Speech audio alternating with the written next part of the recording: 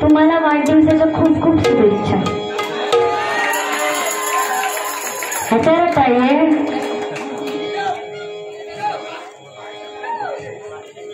बक्षीस नाही म्हणून आधी मला या क्लिअर करा की डबल बारीचा कार्यक्रम की ऑर्केस्ट्राचा कार्यक्रम. डबल बारी ह्याने काय केलंय? ऑर्केस्ट्रा.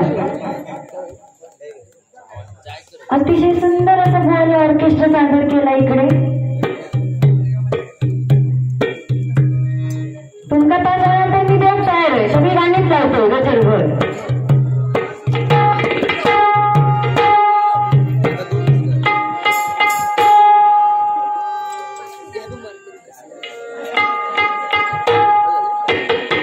रुपेश दादा ना तुमच्यासाठी एक गीत सादर करते.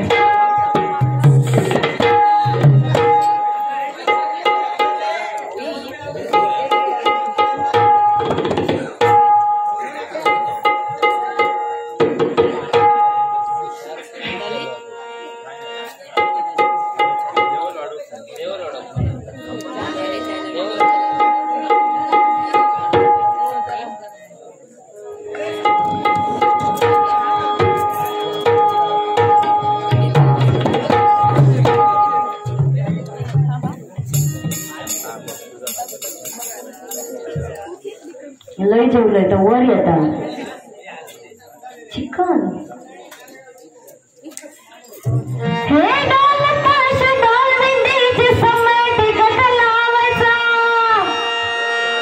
हे डोल पाश डोल विंडीची समय टिकट लावायचा. बड्डे रूपे साधाचा आणि जलसा साऱ्या गावाचा. बड्डे रूपे साधाचा साऱ्या गावाचा.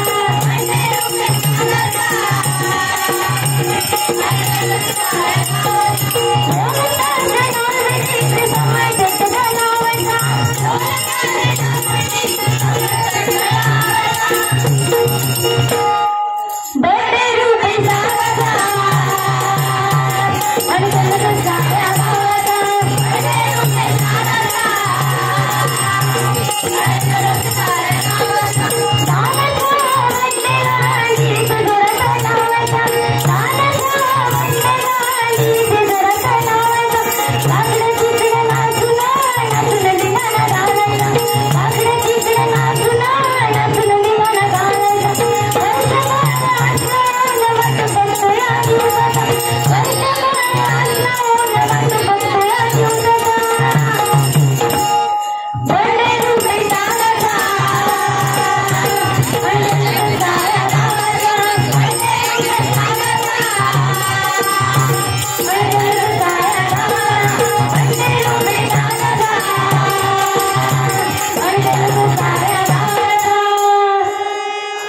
इधर रुपये जोरदार टाइम दोगे.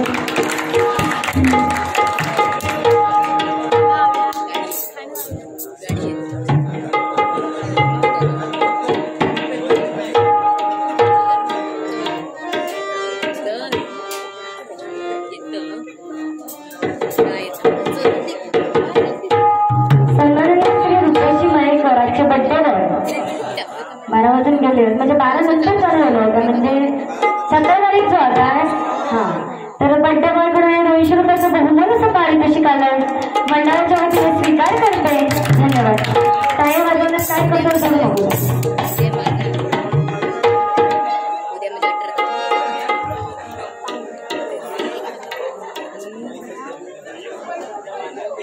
सुरुवातीला हेल्प तुम्ही सांगा काय देव झाला. तर सुरुवातीला छत्रपती शिवाजी महाराजांचा पोवाडा सादर करते. नंतर काय तर बघूया. जरा ढोलकीचे लेवल वाढव.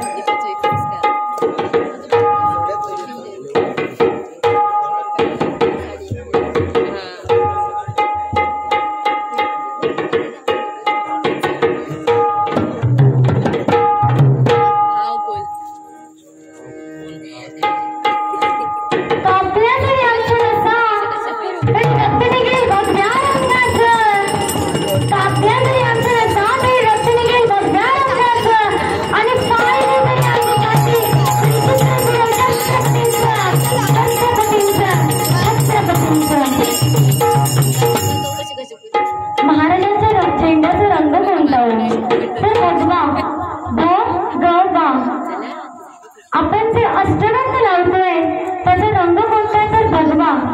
आपण म्हणतोय की आपल्या रक्तात भगवा आहे, आपल्या महाराजांच्या रक्तात भगवा आहे. मग भगवा म्हणजे काय? तर रंगसंगती असं सांगते की भ म्हणजे भयरहित, ग म्हणजे गर्वरहित आणि वा म्हणजे वासनारहित. गर्वरहित, भयरहित आणि वासनारहित या तिन्ही शब्दांचा अर्थ होतो तर भगवा. हॅलो, बेस थोडासा कमी करते होते.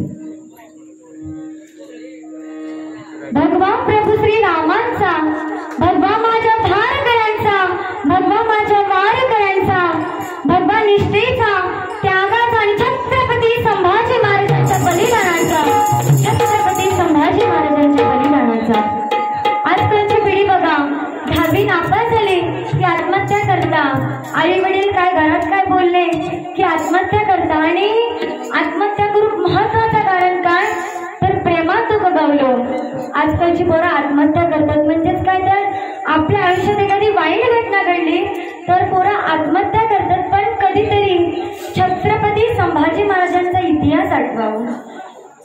एक नाही, दोन नाही तर तब्बल 40 दिवस त्यांना असह्य वेदना भोगाव्या लागल्या. डोळे काढले पण ते कधी झुकले नाही. जीभ छाटली गेली पण त्याची भीक मागितली नाही. हात तुटले पण कधी मुजऱ्यासाठी झुकले नाही. आणि पाय तुटले तरी गुडघे कधी त्यांनी टेकले नाही. असे आपले शंभूराजे आपला धर्म बदलत नव्हते म्हणून त्यांची जीभ छाटली गेली. गरम गरम तापवलेल्या सळ्या त्यांच्या डोळ्यात खुपसल्या गेल्या. किती वेदना सहन कराव्या लागली असतील आपल्या शंभूराजांना. तरी त्यांच्या मुखामध्ये एकच होतं की संभाजी 1000 बार जिएगा, 1000 बार मरेगा, पर आपला धर्म नाही छोडेगा. आणि लाजा वाटायला पाहिजे ती आजकालच्या पिढीला जे 1-2 महिन्याच्या प्रेमान खातर धर्मांतर करायला निघाले. कोण हिंदूतून मुसलमान काय, ख्रिश्चन काय. तर मी इथे आई वडील म्हणजे बरेच माऊली उपस्थित आहेत, मुलांच्या आई वडील उपस्थित आहेत. जर आपली मुले लहान असताना जेवत नाही मग आपण त्यांना कार्टून दाखवतो, त्यातला की छत्रपती शिवाजी महाराजांचा, छत्रपती संभाजी महाराजांचा इतिहास दाखवा. नक्कीच त्यांच्यावर चांगले संस्कार घडतील. आणि आजकालची पिढी जर मोबाईलवर दिवसाचे 4-4, 5-5 तास PUBG आणि फ्री फायर मध्ये घालवत असतात, फेसबुक काय, व्हॉट्सअप काय, म्हणजे लोक काय करतात, लोकांचे स्टेटस बघण्यात जर दिवस घालवत असतात तर त्याच्याआधी आपल्या छत्रपती शिवाजी महाराजांचा इतिहास कधीतरी वाचा. कोणत्याही मुले आया बहिणीकडे तुमची वाईट नजर जाणार नाही. हे आहेत बघा आपले छत्रपती शिवाजी महाराजांचे विचार. एक पोवाडा सादर करण्याचा प्रयत्न करते.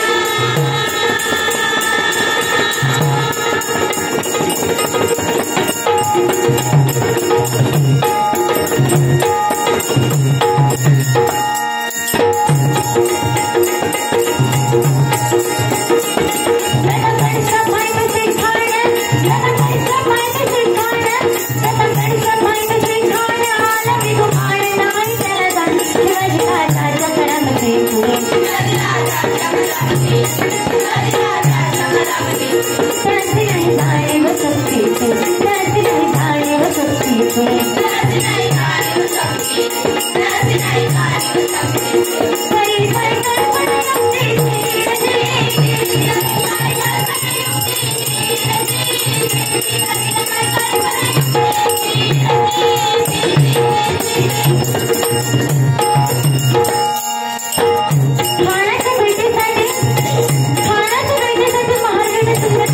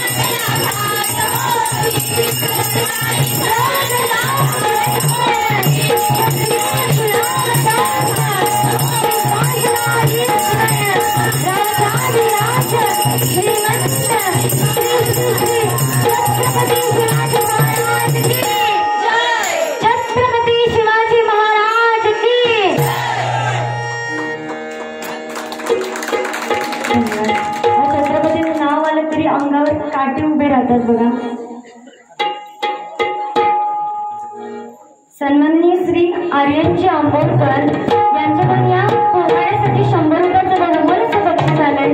मंडळाच्या वतीने स्वीकार करते. धन्यवाद. सन्माननीय श्री रुपेशी मयेकर यांच्याकडून 100 रुपयाचं बहुमूल्य पारितोषिक आलंय. मंडळाच्या वतीने स्वीकार करते. धन्यवाद धन्यवाद धन्यवाद. मगाशी लयच फुलून उठलेले तुझं चालू होतं तेव्हा काय हो हे काय जेवण वाढलास म्हणून काय म्हणजे लयच त्यांनी काय गाणं घेतल्या काय तो आंबो काय बिटकी घालल्या तरी फुलं आणतात नक्की हवानगड काय नंतर गपचूप मध्ये आणतात. माझे मेकअप वर येतात शोभता नाही ना हो केलाय तो शोभता ना मग मला तर सांगू गेला नाही का तर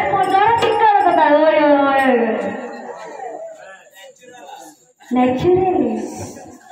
सन्माननीय श्री दिलीपजी पारकर यांच्याकडून 50 रुपयाचं बहुमूल्य पारितोषिक आलंय. मंडळाच्या स्वीकार करते. धन्यवाद धन्यवाद धन्यवाद. तर असं काय बोललं नाही कारण सुरुवाती गुंतवणूक म्हणून तो ऑर्केस्ट्रात लावलं गोळी डबल मारिया अध्यात्म काहीतरी नेमका ठीक आहे ते नाही कोणला ते फरक नाही पडत पण ती माऊली बसलेली आहे 4 शब्द चांगले सांगूची या तुझी जबाबदारी या काय केलं रुपावली गजरात होताच कर डबल बारी म्हणजे ऑर्केस्ट्रा नाही बुवा नाहीतर तिने ठेवले नाही होतं ऑर्केस्ट्रा ठेवायचं ना हो तुम्ही सोडवत होता काय घेऊन ते जेवढच्या हापूस जरा 4 आणले असते तर काय बिघडले असते काय 100-200 रुपयाचे लागतील असतं नुकसान झालं असतं तुमच्यात नाही काय फायदा तुझं देवगडात राहून माझ्याच आडीत जात याला कदाचित पुढच्या 2-4 वर्षांनी कधी माझ्या बारी ठेवला तर तुम्ही तुमचं बोडी लोक आधी सांगतो बाबा तो जरा मी फुगलोय पुढची मागा पुढाची नाही पाकडा जावं काय सांग गाणं घेतलं माझ्यासाठी काय हापूस आंब्याचा मी बिटकी खायच्या अँगलने दिसतोय बिटकी कोण दिसता हो हापूस कोण दिसता आणि बिटकी कोण दिसता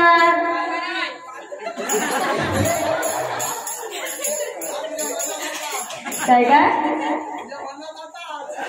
अरे तुम्हीच माझ्या मनातले ओळखणार तुम्ही काय म्हणजे काय बोलताय का त्याचाच सत्य नाही जवळ हापूस बस संपला त्याच्याकडे काय तुम्हाला लागतं दोन बघतोय 4 शब्द सांग त्यांना चांगले आहेत तरुण पोर असं नुसती गाणी काय का म्हणतं जरा त्यांच्या मनावर काहीतरी बिंबाते बरंच ना उद्या सांगते तरी कोण तरी हा ती बघू ये आणि काहीतरी चांगला सांगला नाही आत्मसात करून होया काय आत्मसात करते नाही तेवढं हापूस आणि बिटकी तुमच्यासाठी गाणं घेते हो तिने ऑर्केस्ट्रा नाही आमचा करू काय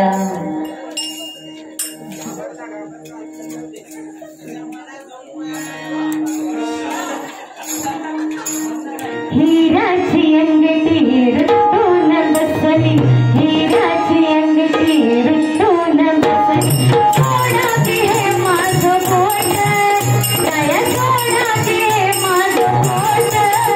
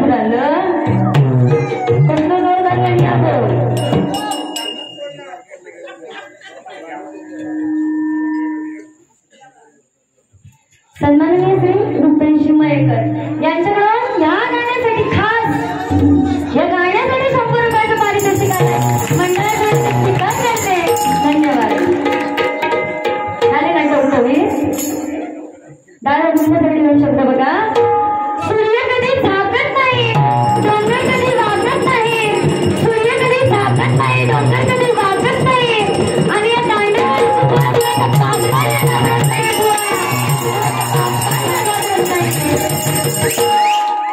जे आमच्या पोटात असतं तेच आमच्या तोंडात असतं बघा जे आमच्या पोटात असतं तेच आमच्या तोंडात असतं म्हणून तर दांडेवाडीच्या पोरांचे पहिला म्हणजे काय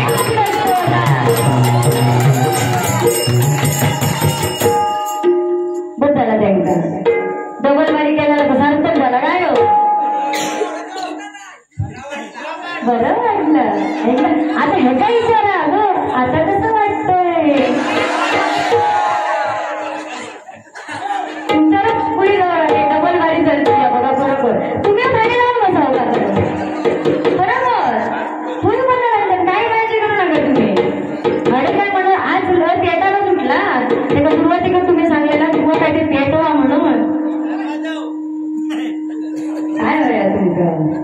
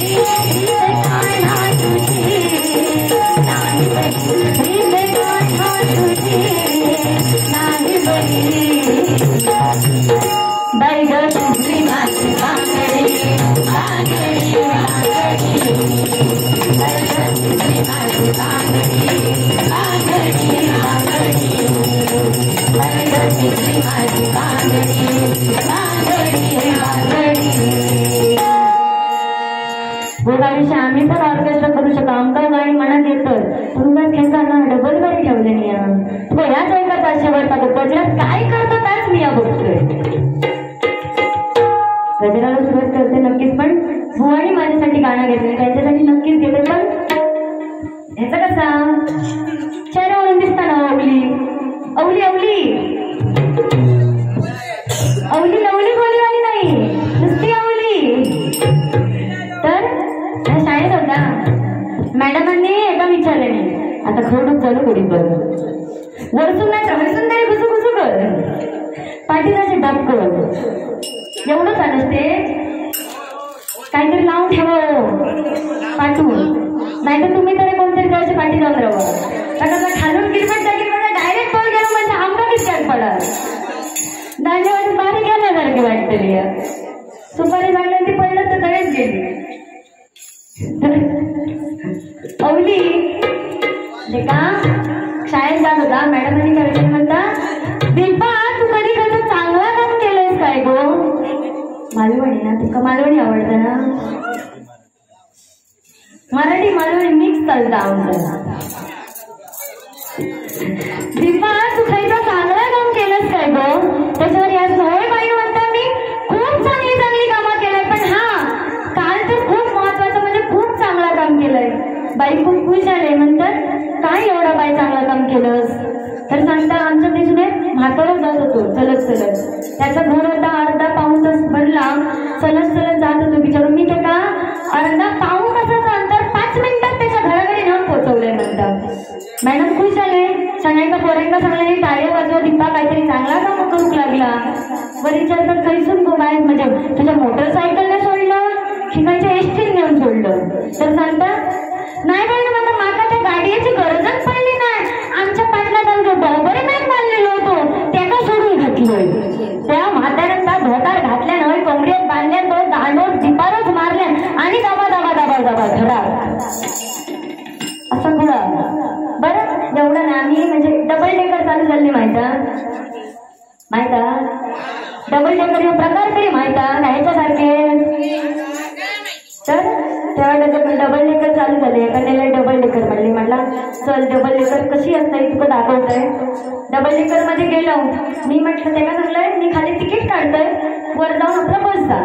मी तिकीट काढून गेलाय ड्रायव्हरने गाडी चालू केलाय ह्या वरसून दबा दबा दबा दबा खाली जाऊ म्हटलं झाला काय तर वर माझा ड्रायव्हरच नाही एवढ्यावर थांबला नाही म्हटलं अरे ठीक आहे वर भियता ड्रायव्हर नाही त्या ड्रायव्हरच्या बाजूलाच नेऊन त्याला बसवलंय हो. गाडी चालू झाली तो ड्रायव्हर चालवता गाडी चालवता या आपला टुकू नको बघता म्हणजे कानातले बिनाचे बघला मोत्याची माळा काय चिकन दिसत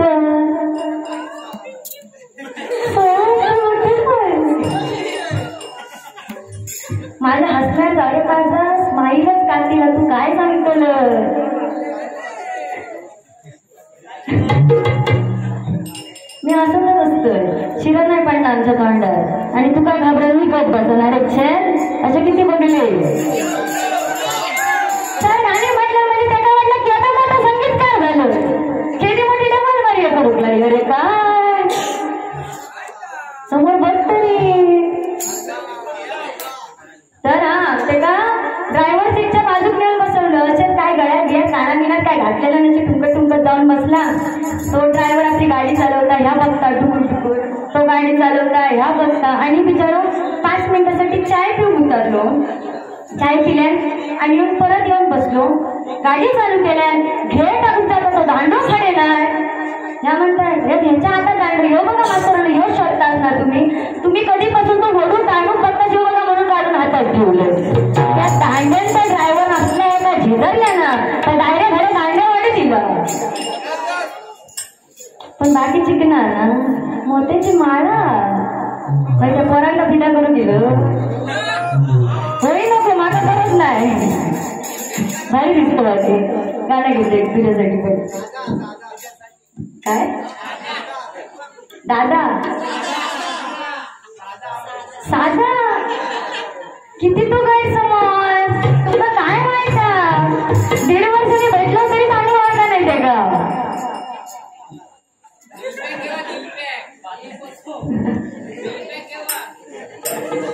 गाणं घेते त्याच्यासाठी बिचारा रडातलंय बोला नको ते पाणी पिते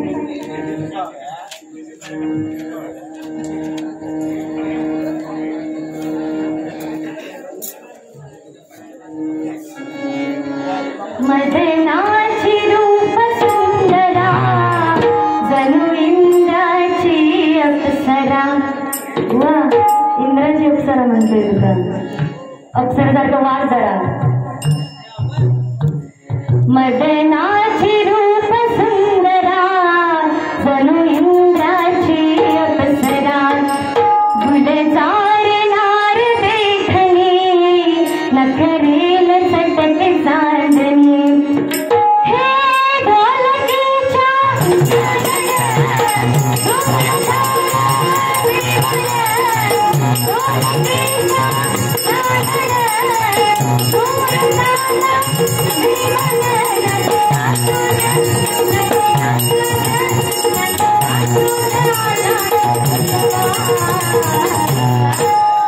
मला फिरतीच्या झुल्यात झुलवा मला फिरतीच्या झुल्यात झुलवा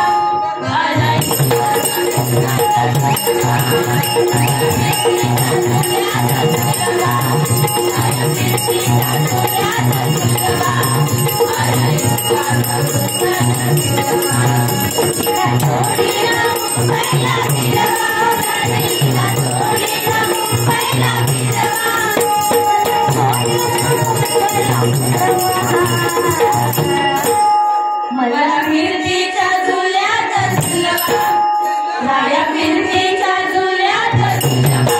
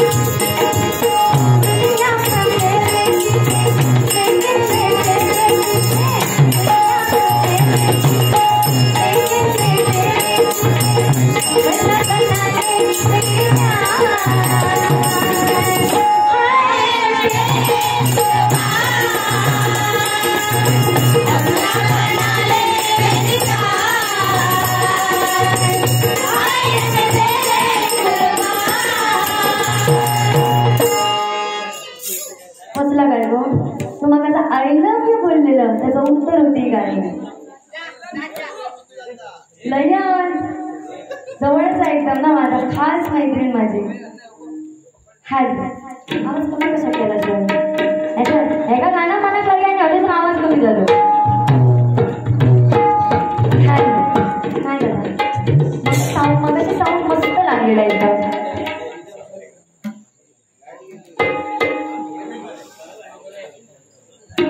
विठ्ठल मंदिर श्री विठ्ठल मंदिर दांडेवाडी क्रिकेट संघ यांच्याकडून 250 रुपयाचं बहुमानाचं पारितोषिक आलंय मंडळाच्या वतीने स्वीकार करते धन्यवाद धन्यवाद धन्यवाद बारी व्यवस्थित कर नाही तर क्रिकेटच्या बॅटनं तुका ढुसून डायरेक्ट देवगड. मानसी आंबोळकर यांच्याकडून 100 रुपयाचं बहुमोल असं पारितोषिक आलंय. मंडळाच्या वतीने स्वीकार करते. धन्यवाद धन्यवाद धन्यवाद. गजरावर सुरुवात करते. सुरुवाती गाणी घेतलं होतं तर काय एकावर दाखवत होते की आम्ही ऑर्केस्ट्रा आमचा गाणी म्हणा घेतो कळलं. गजरा गाणं करते.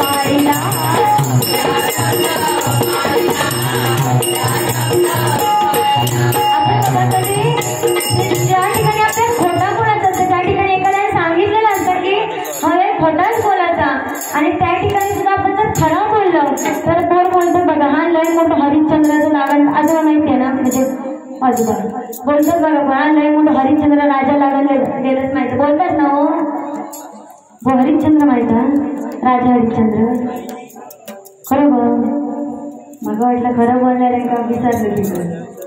तर जेव्हा सर्व ऋषीमुनी या संसारामधील सत्यवान व्यक्ती कोण सत्यवादी व्यक्ती कोण याबद्दल चर्चा करत होते तेव्हा राजा हरिश्चंद्रांचं नाव समोर आलं. म्हणून विश्वामित्र ऋषींनी राजा हरिश्चंद्राची परीक्षा घेण्याचं ठरवलं आणि ते राजा हरिश्चंद्राकडे आले आणि त्यांना आठवण करून दिली की तुम्ही जे मला पुढे वचन दिलेलं की मी जे दान मागेन ते तुम्ही मला द्याल हे जे वचन दिलेलं होतं त्याची त्यांनी आठवण करून दिली आणि ते दान म्हणून मागतात. ते ऋषीमुनी राजाकडे दान म्हणून मागतात तर काय तर त्या राजाचं पूर्ण ऐश्वर राज्य संपत्ती जे काय प्रॉपर्टी आहे ती सगळी मागून घेतात आणि क्षणाचाही विलंब न करता तो राजा आपली सगळी संपत्ती ऐश्वर त्या ऋषीमुनींना देऊन टाकतो आणि महालाच्या बाहेर पडतो. एवढ्या वेळेस त्या राजाची परीक्षा संपली नव्हती तर ऋषीमुनी त्या राजाला सांगतात की राजा तू दान म्हणून तर मला सगळी तुझी ऐश्वर राज्य देऊन टाकलं पण मला दक्षिणा म्हणून अजून 1000 सोन्याच्या मुद्रा पाहिजेत. पण सगळं दान तो अगोदरच दिलेलं असल्यामुळे 1000 सुवर्णमुद्रा देणार कुठून म्हणून त्याने आपल्या स्वतःसकट आपल्या मुलाची आणि बायकोचा निलाव लागला आणि त्याला स्वतःला आणि त्या बायकोला बाजारामध्ये विकून टाकलं. ओ परंतु काय चाललं ओ दादा चांगला काहीतरी सांगतो. तर स्वतःसकट त्या आपल्या मुलाला आणि पत्नीला विकून टाकला आणि तो एका स्मशानभूमीमध्ये येणाऱ्या मृत व्यक्तींच्या कुटुंबाकडून पैसे घेण्याचं काम करू लागला। आणि एकदा त्याच्यावर अशी वेळ उद्भवली की त्याच्या स्वतःच्या मुलाला साप चावून त्या स्वतःच्या मुलाचा मृत्यू झाला आणि त्यांची पत्नी त्या मुलाला स्मशानभूमीमध्ये घेऊन आली, पण अंत्यविधीसाठी राजाकडे पैसे नव्हते। यावेळी करणार काय? पण अशा या परिस्थितीमध्ये सुद्धा त्याने आपली इमानदारपणा कुठे ढळून दिली नाही बघा। आणि त्या परिस्थितीमध्ये सुद्धा तो त्या सत्यासोबत तटस्थ राहिला। त्याच्यामुळे पुनश्च ऋषीमुनी त्याला भेटायला आलेले सांगितले की राजा, मी तुझी परीक्षा घेत होतो की तू खरोखरच सत्यवान व्यक्ती आहेस का, ही परीक्षा घेत होतो आणि या परीक्षेमध्ये तू पास झालायस। म्हणून त्या राजाचं त्यांनी सगळं ऐश्वर्य, जी प्रॉपर्टी, राज्यवेळी जे सगळं काही घेतलं होतं ते त्या राजाला पुनश्च देऊन टाकलं आणि त्या लहानशा त्याच्या मुलाला जीवनदान सुद्धा दिलं। अशा प्रकारे बुवा त्या राजा हरिश्चंद्राला सत्यवादी व्यक्ती म्हटलं जातं बघा, म्हणून म्हणते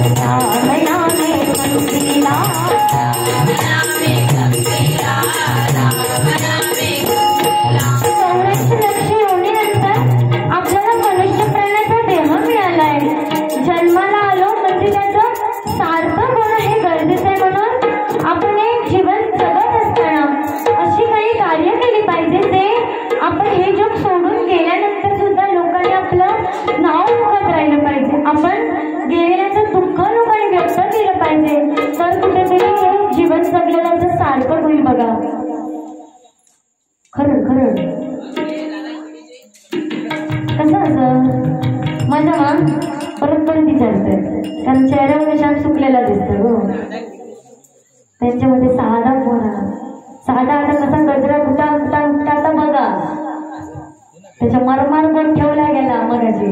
तुम्ही सांगलात ना तुमच्या मनात असा तात असा, तेव्हा त्याच्या एकदम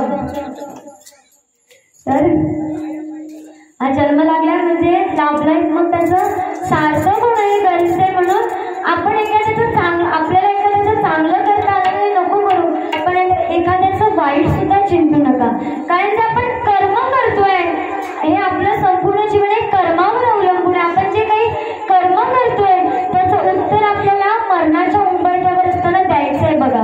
म्हणून आपली कर्म चांगली ठेवली पाहिजे। तर पहिलं होतं की या जन्मात करा आणि दुसऱ्या जन्मात फेडा, पण या कलियुग असा हयच करूचा आणि हयच फेडूचा। किंबहुना जर आम्ही कोणती सकाळी एखादी वाईट गोष्ट केली असेल त्याचं फळ आपल्याला संध्याकाळपर्यंत मिळतं। आम्हीच बघा दोघा भावांनी आज बारी केलं, उद्याची गॅरंटी नाही, उद्या पेपरात फोटो लावू शकता हेडलाईनला, मग तुम्हीच म्हणताय काल त्याने दायवाडी देऊन बारी केलं नाही, आज गेली कशी काय? कलियुग आहे ते कोणाचा भरोसा नाही बघा। म्हणून आपली कर्म चांगलं ठेवावी। कर्म केलं ना बरोबर कधी चांगली कर्म किती लहान नाही एवढं 12वीत हो लहान कोण असा सगळं मोठे नाही ना 12वीचं लय लहान झालं ना. तर आपण जे कर्म करतोय त्याचं उत्तर आपल्याला मरणाच्या उंबरठ्यावर द्यायचंय. प्रभू श्री रामांचे वडील राजा दशरथ जेव्हा मरणाच्या उंबरठ्यावर होते तेव्हा त्यांनी जोराने किंचाई मारली. का तर बस तारुण्यपणात त्यांना त्यांच्या हातून जो श्रावण बाळाला बाण लागलेला आणि त्या श्रावण बाळाचं किंचाळणं आणि आपला पुत्र आपल्याला सोडून गेला म्हणून श्रावण बाळाच्या आई वडिलांनी केलेली ती हळहळ ती त्या दशरथ राजाला दिसत होती, त्यांच्या डोळ्यासमोर येत होती. म्हणून प्रभू श्री रामांचे वडील राजा दशरथाने मरणाच्या उंबरठ्यावर जोराने किंचाळी मारली. एवढंच नव्हे तर त्या श्रावण बाळाच्या आई वडिलांनी जो दशरथ राजाला शाप दिलेला की तू सुद्धा पुत्रावियोगाने मरशील म्हणून प्रभू श्रीराम वनवासामध्ये असताना इथे राजा दशरथाचा मृत्यू झालाय. या कर्माच्या विठ्ठलातून तर देवता पण नाही सुटल्यात. मग आपण तर मनुष्य प्राणीवर म्हणून आपलं कर्म चांगलं ठेवा बघा म्हणून म्हणते.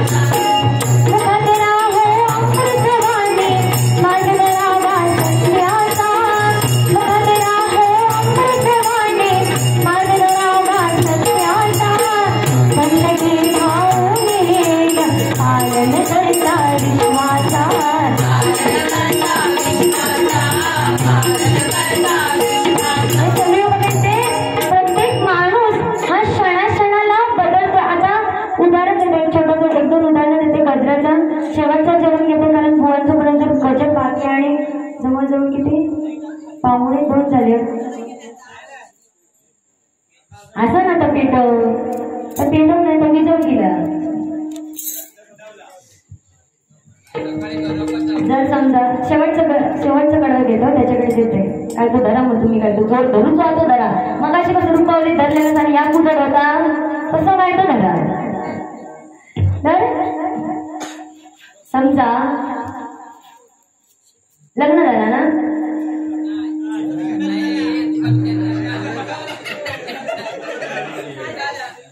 समजा तुमच्या भावात लग्न झालं नाही का तुमचं काय काम नाही तरुण पोरांचं वारीच असतं रे दादा तू दादा माझं भरोसा नाही मी दादा माझी आईला खडी शेंडी लाईन काय सांगू केलं नाही म्हणून तुमचं परत सांगलंय. किती खरं अगं तुझी वळी भरात पुढच्या पाड्याकडे ठेवू काहीतरी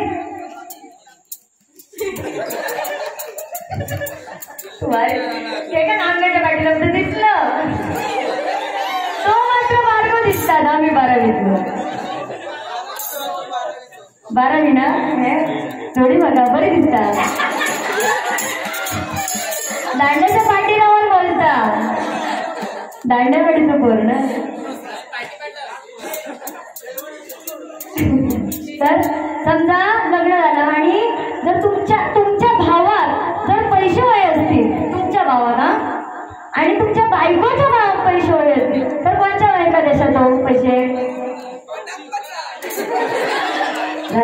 तुमच्या खिशात लसरलेला दिसतात सगळं ते बायकोच्या भाव काय करून मध्ये त्याला या कलियुगामध्ये म्हणजे जेवढे 4-2 पैसे देते ते स्वतःच्या भावाकडचे काढतले आणि बायकोच्या भावात देतले कशा इम्प्रेशन चांगला पडा भया ना. तर ह्याचं एक छोटंसं उदाहरण की समजा बघ किती खरंच तुला बोला केला नाही डायरेक्ट आपला हात आणून तरी ऐकता अरे नको बघ जरा माझ्याकडे शिकणं दिसतंय की ना सुरुवातीक सांगितलं ना मग बघ ना माझ्याकडे बघून म्हणता हसत काय त्याला रे ते घ्या का हसतोच मग त्यांच्याही घ्या का हसा घेता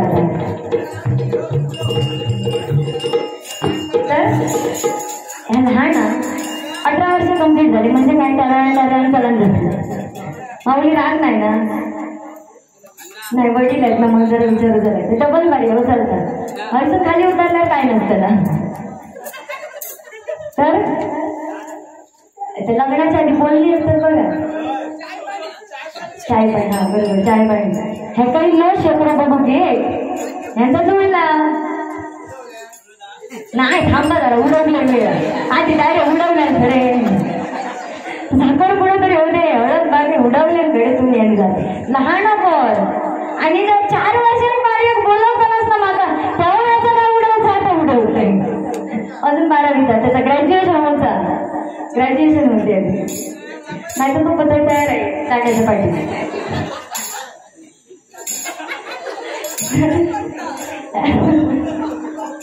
एका शेकडो बघून केलं यांचं जुळलं आणि काय जेवणाच्या पंक्तीत बसले याचा भाव बसलो आणि तो जो बघून गेलो तो शेकडो बसलो आणि या जलेबी वाटत होता बुवा खरंच सांग तुझ्या भावात एक जलेबी जास्त पडते की तो बघून गेलो ते शेकडा येतो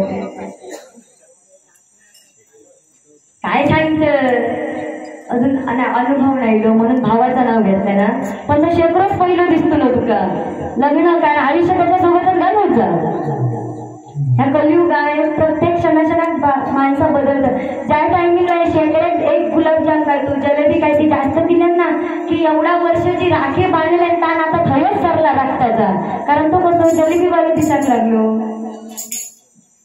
तर मग साहेब गुलाबजाम आवडतो तुमचा दादा तुला काय आवडतं रे गुलाबजाम या जलेबी रसगुल्ले चल जलेबी काय सगळं रसगुल्ले आवडत होता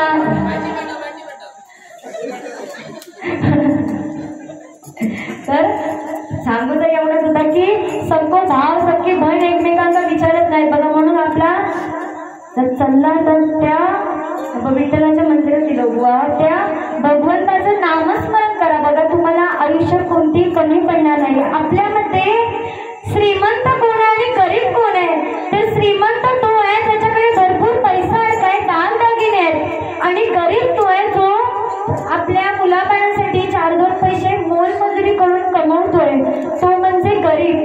पण खरी श्रीमंती मोजायची असेल ना तर अचानक आपल्या डोळ्यात काही अश्रू आले तर ते पुसायला किती जण येतात ह्यामध्ये श्रीमंत दिसतं बघा. मग तुमका वाटलं ना म्हणजे तुमचे मित्र ग्रुप लय मोठं दिसतात क्रिकेटची टीम ज्या टायमिंगला आपले मित्र आपल्या सोबत असतात ना त्यामध्ये खरी श्रीमंती मोजायची बरोबर ना तेच. पण इथे प्रत्येकाला हा मीपणाचा मान चाललाय म्हणजे कोणा काय आपण केला मोठा काय केल्यासारखं वाटतं काय माहित नाही कारण आपण घेताना रिकामी हाताने आलोय जाताना रिकामी हाताने जाणार आहोत. आपल्याला जन्म दुसऱ्याने दिलाय चालायला बोलायला वाचायला अगदी जेवायला देखील दुसऱ्याने शिकवलंय आणि आपण जेव्हा ह्या जग सोडून जातेलो तेव्हा 4 खांद्यावर आपल्याला दुसरेच देतेलं मग मीपणाचा माज कशावर म्हणून तेव्हा या सगळ्यात या मीपणावाले बरेच जण इथे होत आणि या कलियुगामध्ये आणि त्यांची राखरांगोळी झाली किती जणांची झाली यांची उदाहरणं कमी नाहीत. म्हणून सीता के रखवाले राम थे पर जब हरण हुआ तब कोई नहीं था. द्रौपदी के भी 5 पांडव थे पर जब चीर हुआ बड़े दरबार में उसकी साड़ी उतार दी गई तब कोई नहीं था. रावण भी बहुत शक्तिशाली थे पर जब लंका चली तब कोई नहीं था. और श्री कृष्ण भी सुदर्शनधारी थे पर जब तीर लगा तब कोई नहीं था. सांगण्याचं तात्पर्य हेच की या सगळ्या चक्रव्यूहातून देव देवता पण नाही सुटलेत मग आपण तर मानव जन्म घेतलाय म्हणून त्या भगवंताच्या चरणाशी लीन व्हायला पाहिजे. या भजन म्हणजे रामकृष्ण हरी या मंत्रावरच आपलं भजन अवलंबून आहे. बघा प्रभू श्री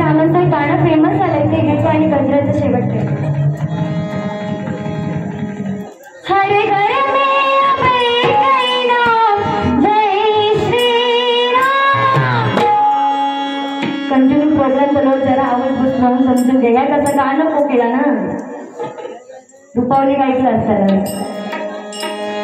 हरे घर में अब एक नारा गूंजेगा. मेरे भारत का बच्चा बच्चा जय जय श्री राम बोलेगा. मेरे भारत का बच्चा बच्चा जय जय श्री राम बोलेगा. हर घर में अब एक नारा जय श्री राम. हर घर में अब एक नारा गूंजेगा.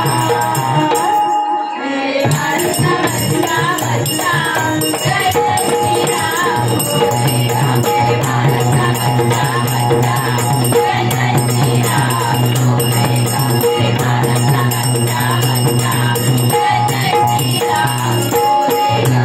हर घर में अब एक नाम जय श्री राम.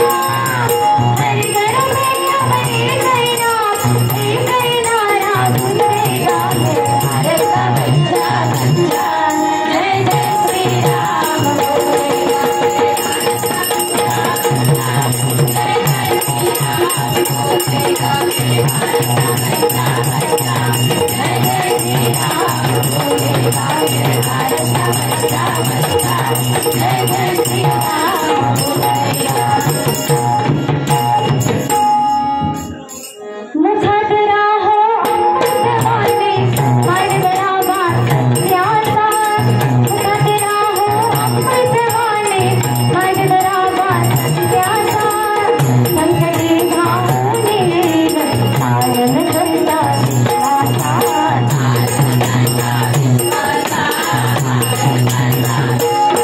हरिनामाचे हरिनामाचे हरिनामाचे संगळा मार्ग तुझ्या जीवनाचा. हरिनामाचे संगळा मार्ग तुझ्या जीवनाचा.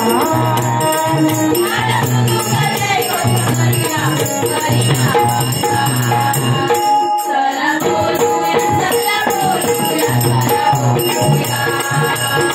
चला बोलूया चला बोलूया चला बोलूया. रमणा माझा रमणा माझा रमणा माझा रमणा माझा जैनाची भुवनात रुळूया. रमणा माझा जैनाची भुवनात रुळूया. सारंग तुझे दैव करूया हरिनामाचा. चला बोलूया चला बोलूया चला बोलूया. चला बोलूया चला बोलूया चला बोलूया. चला बोलूया चला बोलूया चला बोलूया.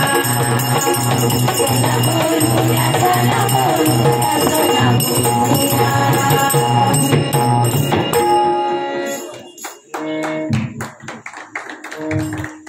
सन्माननीय श्री आर्यांची आंबोलकर यांच्याकडे मी 100 रुपयाचं बहुमोल असं पारितोषिक आलंय. मंडळाच्या वतीने स्वीकार करते. त्या संपूर्ण मंडळासाठी जोरदार टाळ्या होऊन जाऊ दे. आणि त्या बाटल्या जरा पोरा लक्ष द्या. तुझा बरोबर हा गजर करतात.